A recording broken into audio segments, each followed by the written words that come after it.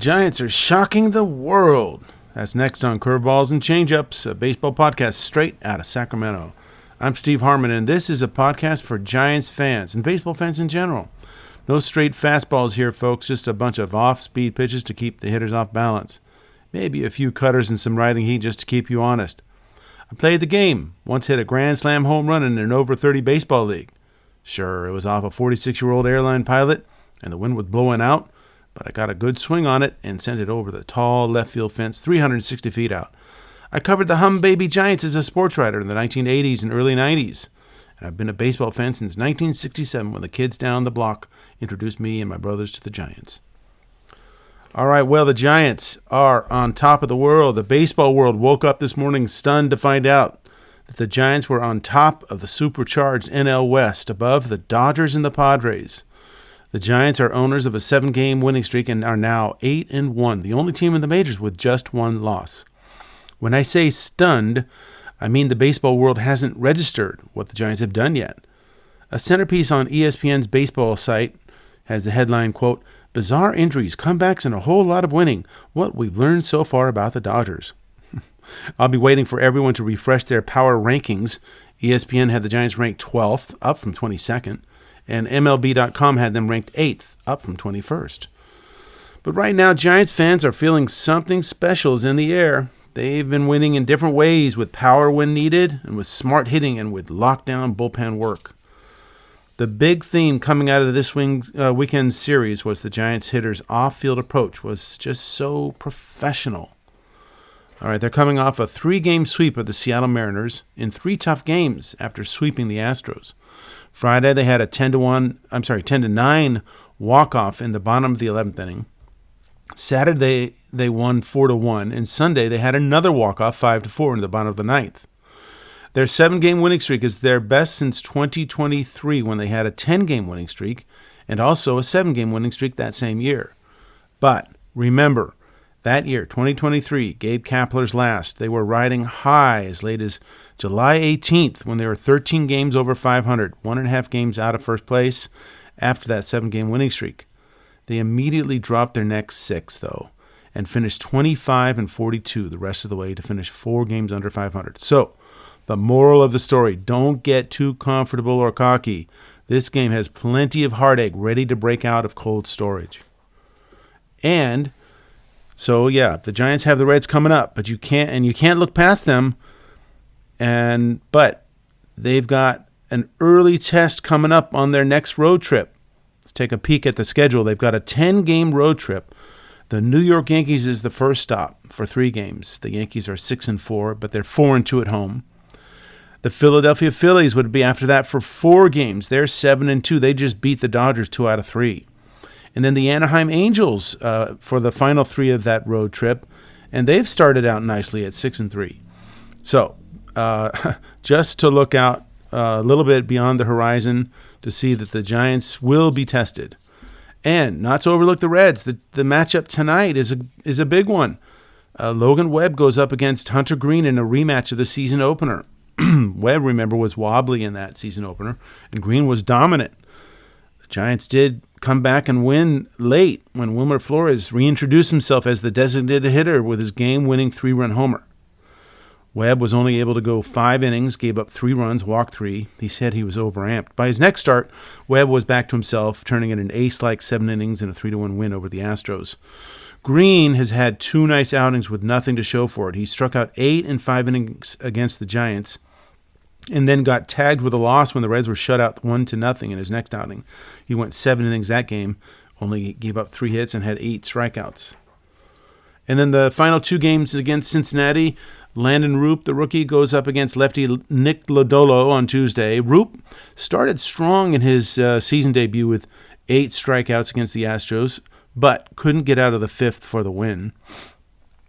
And Lodolo, he's had really nice starts. 2 good starts out of the gate. He's the only pitcher to beat the Giants so far this year. He went 6 innings in his first start against the Giants, gave up 2 earned runs, 5 hits, no walks. His next start, he got the loss against Milwaukee, though he only gave up 1 unearned run in 6 2/3 innings. That was another one of those 1-0 losses the Reds had suffered. And then on Wednesday, a day game, it'll be Justin Verlander against Nick Martinez. Verlander would like to bounce back after getting chased early by the Mariners in the Giants' home opener Friday. He, in his first start, it was against the Reds. He went 5 solid innings, but came out with no decision. Nick Martinez has been banged around, first losing to the Giants, and then in his next start he lost, and so he's given up 7 earned runs in 10 2/3 innings, and he actually leads the National League with 2 losses already. All right, the Giants have won differently, as shown as how they did on the road versus at home. On the road, they won with power and timely hitting to win 5 of their first 6 games. They only hit .202, but blasted 10 home runs on the road trip. And then at home, they've only hit 2 home runs in 3 games, but they're hitting .302, and they're attacking and playing opportunistic baseball. They're hitting in the clutch overall with 2 outs with runners in scoring position. They're hitting .342 with 20 ribbies. So that has been one of the mainstays of this team is situational hitting, and they're doing it. And it's all pretty much kind of emanating from the middle of the lineup, which is not your traditional middle of the lineup. You have Jung-Hoo Lee and Matt Chapman, who are showing a different kind of middle of the order. And they show that against the Mariners Saturday, when the numbers 3 and 4 hitters were combined 5 for 8 with 4 runs scored. Both got 2 doubles each. Jung-Hoo Lee has a league-leading 6 doubles and scored a team-high 10 runs in 9 games. On Saturday, Lee doubled with 1 out in the 4th, stole third on a brilliant jump, timed the pitcher's wind-up perfectly, and scored when Chapman doubled, a shot off the glove of third baseman Dylan Moore, who had been playing in because of Lee's stolen base. And it got to Dylan Moore so quickly that it bounced down the line, and Chapman was able to get a double. And then he scored on a bloop hit by Mike Yastrzemski, his first RBI of the year. Dwayne Kuiper had a nice, interesting comment. He said, if he's using a torpedo bat, that's an out. It carries to the outfielder. That's a fact. So sometimes using the traditional bat will work out for you. In the 6th inning, Lee led off with another double that bounced over the left center field wall. Would have been a triple if their no-bounced warning track dirt would have worked. But it went over the wall, so he had a double. And then I just love the Jung-Hoo Lee chant that's taken hold in the ballpark, accompanied by loud rhythmic beat from the sound system. And then Chapman went oppo field with a double to right and an RBI. So a nice little combination, 1-2 punch at the 3-4 spot in the lineup. In that home opener, Willy Adames, he came out as the hero with his game-winning hit. But he also evoked the memory of Bob Brenly, who famously made 4 errors at third base one game, but ended it with a game-winning home run. Now, Adames was not charged with an error in that game, but was not reminding anyone of Brandon Crawford with his inability to cleanly field hot shots his way. He playfully accused Mariner hitters of trying to kill him with their bullets. But he had big contributions at the plate with an RBI double and a game-winning 2-run single in the 11th. Now, he's still a concern a bit, hitting just .216 with 11 strikeouts in 37 at-bats and has not hit a home run yet. Still waiting for that. Lamont Wade got out of his slump in a big way. First, he hit a pinch hit home run in Houston to end his 0-for-16 start. And then in Friday's home opener, he had 2 doubles and a triple, his first triple since September 19th, 2023. But he has still walked only twice in 34 plate appearances, hitting .133, and he's chasing fastballs up and out of the zone. I want to stop right here to say it again, that the reason I do these breakdowns of these games just pass is because this game of baseball, especially at the major league level, just flies on by, and it's difficult to really hold on to the memory of what you just saw because you're on to the next game and the next game. So it's nice to just sit back and just to take a look at what they've done, where they've been, how they got there, and put a little context to what they're going to be doing in the next week or so. The other thing I wanted to mention was that I have decided to, at this point, break up the podcast into 2. One is going to be for Giants fans, and the other is going to be for A's fans. I've heard from some folks who felt like having to wade through one team that they're not particularly a fan of was a kind of a burden. So instead of having folks have to fast forward to their team's a review, I'll just go ahead and do them separately. And of course, if you want to hear both, I will have episodes posted for both of them, and you can listen to both of them. Just to look for the different episodes. All right, I wanted to get back to the Giants' running game. They're using their speed guys in a running game that has injected energy into their game. Jung-Hoo Lee leads with 3 stolen bases. Then Elliot Ramos, Tyler Fitzgerald, and Mike Krasymski all have 2, and then Adames and Chapman have steals. So the Giants have 12 steals in the first 9 games, caught only one time, the first time on Saturday. Elliot Ramos has been on fire. His streak of 6 straight games with an extra base hit to start the year ended Friday, but he still had 3 hits, including a nice opposite field base hit through a wide open right side to drive in a run in the 4th inning. He has a team-high 12 hits and a .308 batting average with 3 home runs, and he stole his first base Friday. But he also leads the team in strikeouts with 12, has walked only once. And the one thing that I'm noticing is that he still struggles to lay off the fastball up. So everybody has a part of their game they need to improve on. That's his. Now, the Giants struck out only 5 times on Saturday, but they still averaged 10 a game. They got to bring that total down. Why is that important? Putting the ball in play forces teams to make the play. We've seen too many teams unprepared to defend against the unexpected, like a bunt. And the Giants have shown when they put the ball in play, a lot of stuff happens. Now, speaking of which, Tyler Fitzgerald should be bunting every other at-bat at this point. It's been a worrisome trend with him.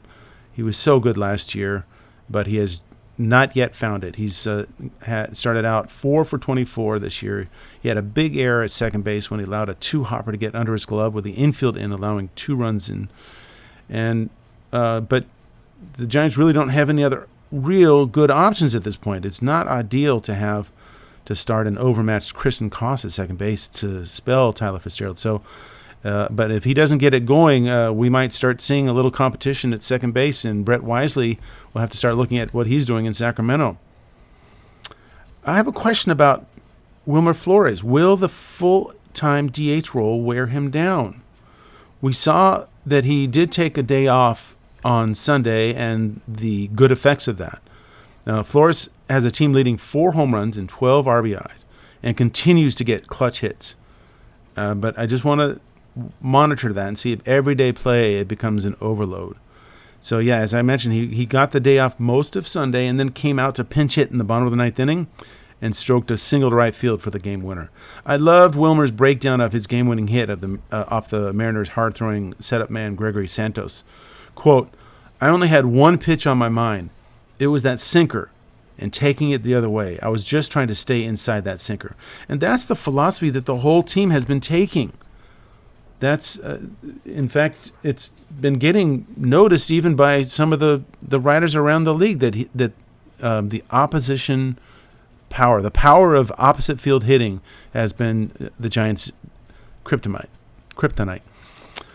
All right, don't sleep on Yaz. Quietly, Mike Yastrzemski was putting together a solid start until Sunday when he announced himself loudly Sunday with a 3-run home run off of Brian Wu of the Mariners to give the Giants a 4-2 lead. It was an oppo taco, and he talked later about how he was trying to get back to where he was when he first came up, using the whole field, being a complete player. He's hitting .333 now with a .484 on base right now. All right, now a look at the Giants pitching. Robbie Ray toughed it out in his start Saturday against Seattle. Gave up only 1 run on 4 hits in 6 innings, but he did walk 5 and had only 2 strikeouts. But overall, he had a great mix with his pitches, using his changeup and slow slider to keep hitters off his fastball that hung around 93 miles an hour. And he helped himself with a couple of pickoffs. But he got bit by the pitch clock again for the 2nd straight start. Somebody needs to tell the rookie catcher Sam Huff to take charge in those situations. Ray did step off the rubber once to avoid it, but the second time he let it run out and it cost him a walk. It was a 3-ball count. Ray responded better this time. Remember, in his first start, he gave up a home run on the first pitch after his clock violation, and a second home run 2 batters later. This time, he got a couple easy fly balls to make it moot. But I think it's up to Sam Huff. It seems like Sam Huff is Robbie Ray's catcher early on here. Sam Huff needs to be watching that clock, and if he sees it running down, he needs to do something to stop the clock. He needs to call timeout, take a visit to the mound, or something. And but right now, I'm not seeing any leadership from the rookie catcher. All right, Justin Verlander was shaky in his last start. His pitches looked fine. He had a 96-mile-an-hour fastball, a crisp curve, and sliders. But he just hung some of those off-speed pitches in the third inning and then got gassed with his 13-pitch battle with Cal Raleigh. Melvin was right to get him out at that point. With 2 outs in the third inning, he'd thrown 35 pitches that inning, had walked on a run with the bases loaded and given up a base hit for another run. And the Mariners were threatening for more with the bases loaded. So Randy Rodriguez came in and did another great job getting out of that. More on him in a minute. Jordan Hicks was fine on Sunday. He gave up 3 earned runs in 5 1/3 innings, was still throwing 99 when he was taken out, but he had thrown his 90th pitch, and when you're maxing out like he is, 90 pitches at 99, 98 is a toll on your arm. And he had 2 runners on with a 4-2 lead. It was a good time to go get him. But Hicks was hurt by just a terrible strike zone. I mean, I have to say that pitch count got up because DJ Rayburn, the home plate umpire, missed. I counted 5 pitches that could have been overturned by an ABS system if it was in place, the automatic balls and strikes system. As Dwayne Kuiper said at the time, quote, "All right, the corners are closed." I mean, it was just awful. And Hicks, you could see, was getting frustrated. He was able to pitch through it.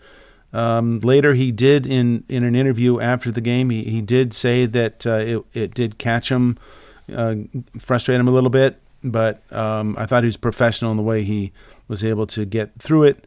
But the faster we get to the ABS system, the better. On the first inning home run that Hicks gave up to Julio Rodriguez, I have a question. Did the Giants just not scout Rodriguez? He is an off-speed power hitter. He hits mistakes.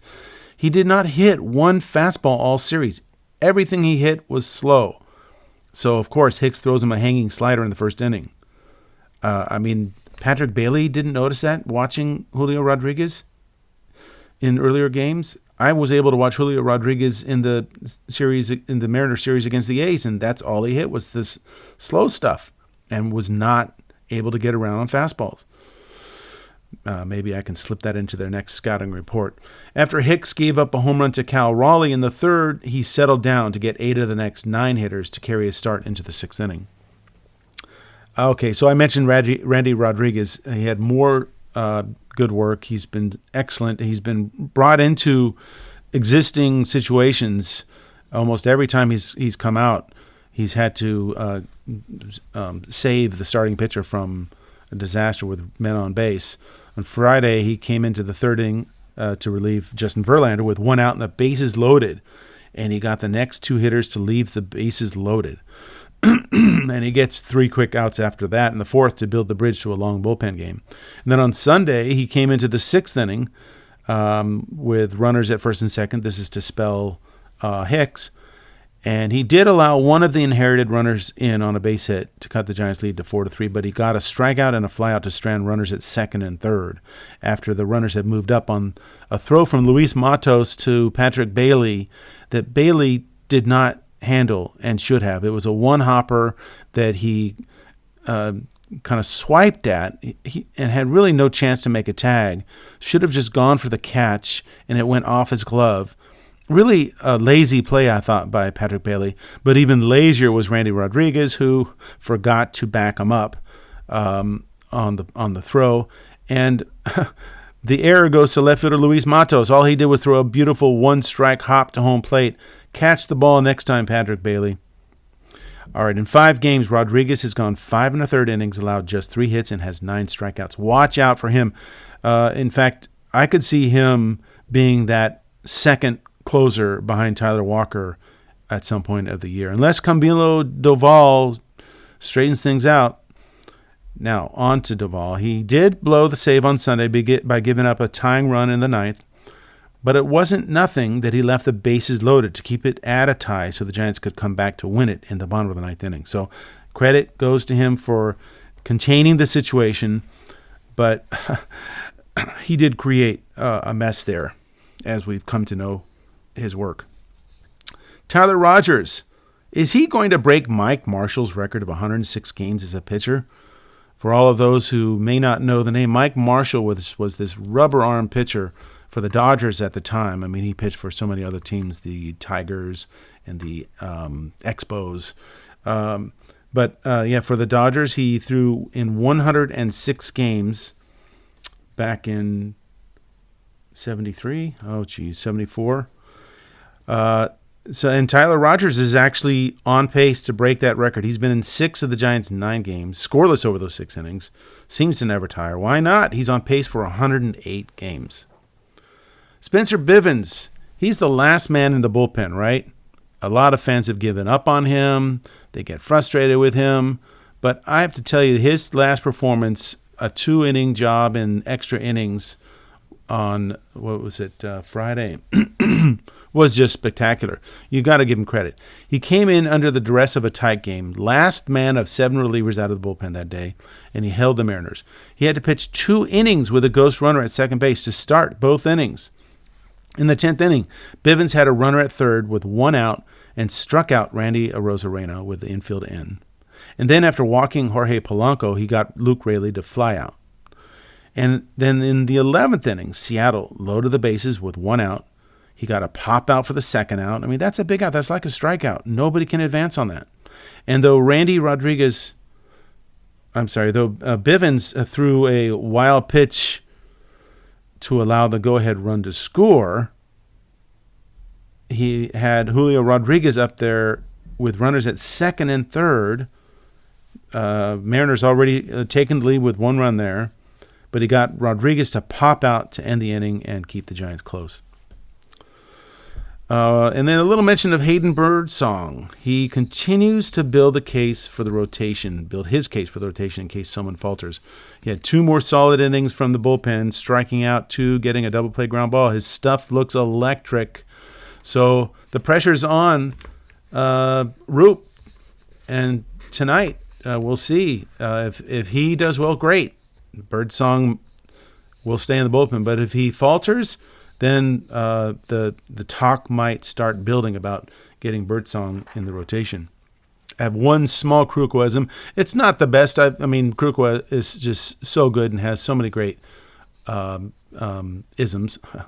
But here's one that I caught. When Justin Verlander gave up the first inning home run to Julio Rodriguez, Krukwa commented on the still windless conditions at the park. He said, quote, "Without the wind, this ballpark is defenseless."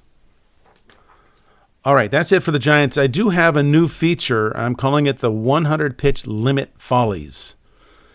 Not every episode, but from time to time, I want to bring you a fresh new evidence of how the game has taken the 100-pitch limit to the ridiculous and sublime. First, some context. On Friday, the 28 teams that played used 101 relief pitchers.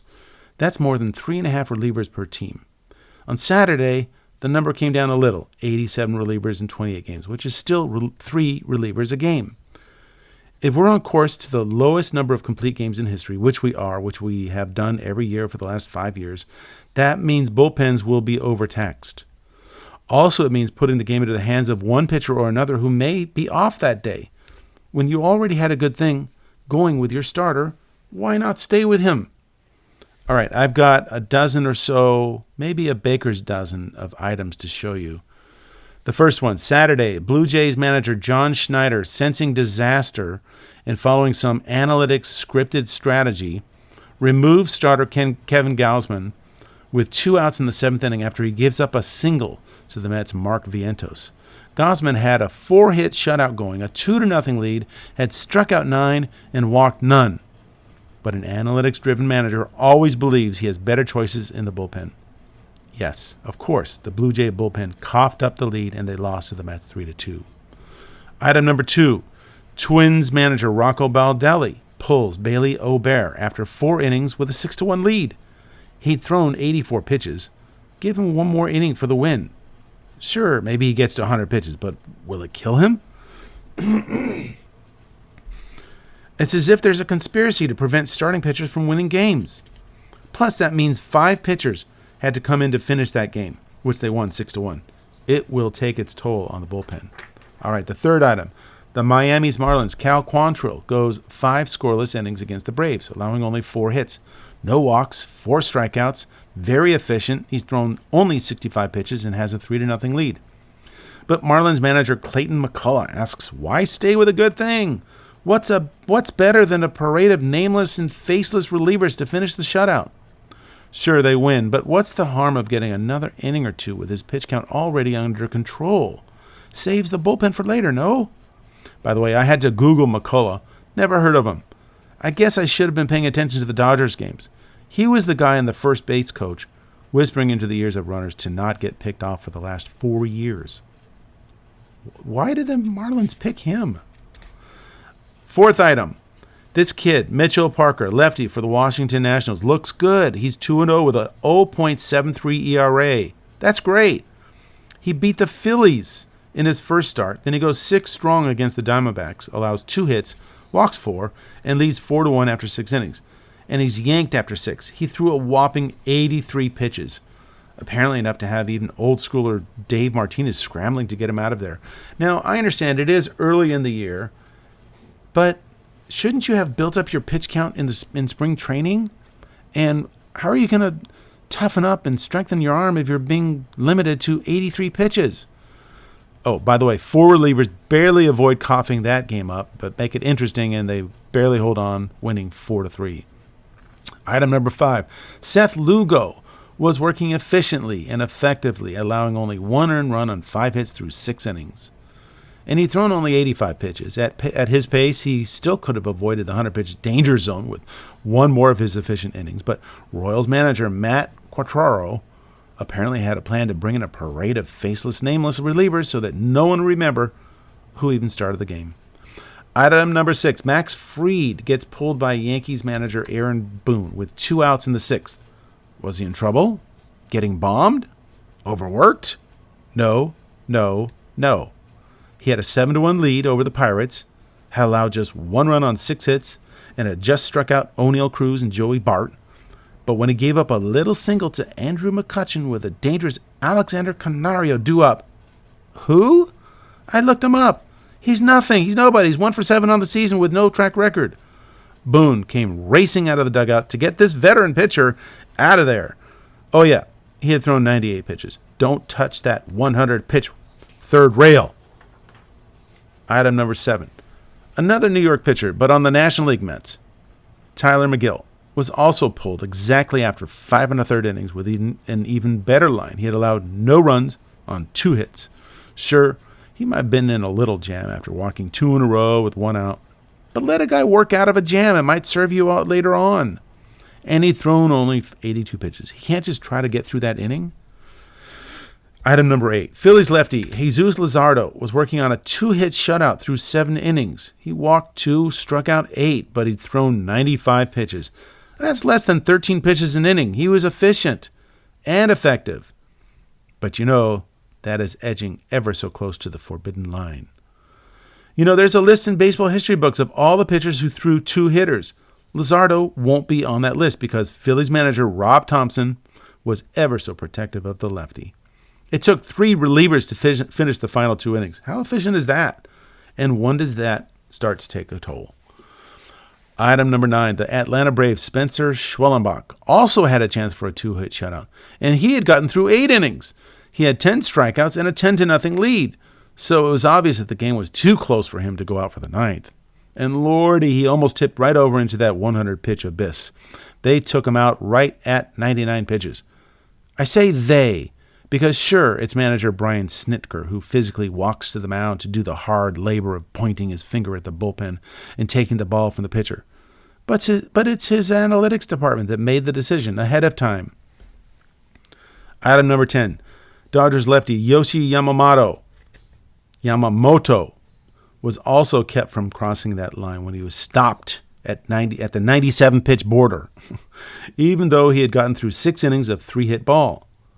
He gave up one unearned run, but was tagged with a loss after his bullpen immediately gave up 2 runs, the difference in the game that ended with LA losing 3-2. Not that I'm not in favor of that. Hey, let the Dodgers lose because of bad managing decisions. Item number 11, Tiger righty Jack Flaherty avoided the looming disaster awaiting him at 100 pitches by getting yanked by A.J. Hinch with 2 outs in the 6th, having been bombed by the mighty White Sox for 1 run on 3 hits and striking out only 7.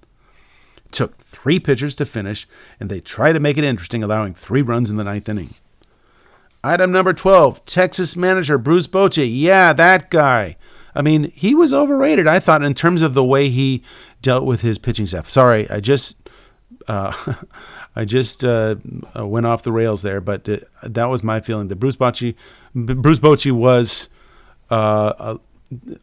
not as great a manager as people say in terms of his dealing with pitchers. I thought he overcoddled them just a bit. Anyway, he yanks Tyler Mahle after 5 innings, or is it Mahle? I never get that right. Tyler Mahle, after 5 innings and 83 pitches because he had the temerity to keep the Tampa Bay Rays off the scoreboard on 1 hit and 2 walks. It took 4 relievers to finish the game, a 5-2 win for the Rangers. Item number 13, seems like every week now, a pitcher is pulled during a no-hit bid. Tyler Alexander of the Brewers had a little gem going with 2 outs in the 6th inning. No hits, no runs, and a 3-0 lead. But he must have had something more important to do because he had to get out of there after the 83 pitches. Brewers manager Pat Murphy had to use 4 relievers to get through the final 3 1/3 innings and almost saw them cough it up, barely holding on for a 3-2 win. Okay, well, those are fun, and I'll have some more at some point later on, but it just shows that the game has shifted so far toward the bullpen and away from giving the starting pitcher the credit of being your bulldog. But maybe things will change. Maybe we're early. Maybe managers will let pitchers get past 100 pitches. But the problem with that is it's not much more after 100 pitches that they'll let them go. Maybe 110 pitches at the most. So maybe that's 6 innings instead of 5. You're still taxing the bullpens. And the bullpens will be taxed. That will be an issue for every team as we move into the season. All right, that's all I have for today. Thank you for tuning in to Sacramento's Curveballs and Changeups with me, your host, Steve Harmon. You can find Sacramento's best baseball podcast on Apple Tunes, Spotify, Amazon Music, iHeartRadio, and wherever else you can listen to podcasts. Please hit the subscribe button so you can get notified when my next podcast is up. And remember, if you want to listen to the A's version, I'll have that too. Until next time, lay off the slider low and away.